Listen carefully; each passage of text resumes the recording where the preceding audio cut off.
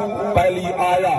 میرے پاک رب دی ذات فرمایا وَإِذْ أَخَذْنَا مِيثَاقَ بَنِي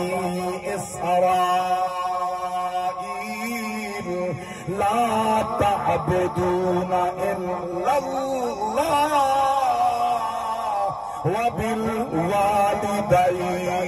إِحْسَانًا۔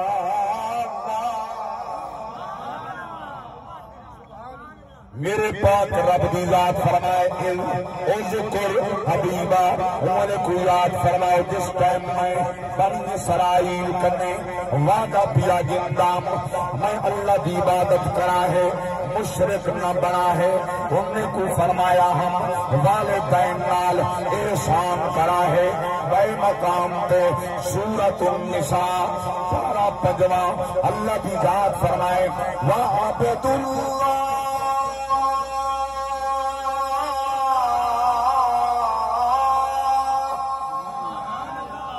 وَلَا تُشْرِكُوا بِهِ شَيْئًا وَبِالْوَالِدَيْنِ إِحْسَانًا۔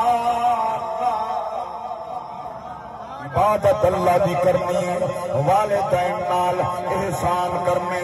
شرک نہیں کرنا دوجا معبود نہیں مننا کہیں بے دے سامنے متھا نہیں ٹیکنا بے مقام تے رب دی ذات فرمائے سورہ بنی اسرائیل پارا 15 اللہ دی ذات سونی ترتیب نال فرمائے فرمایا وَقَضَىٰ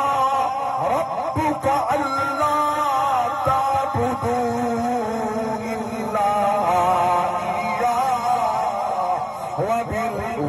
وَبِالْوَالِدَيْنِ إِحْسَانًا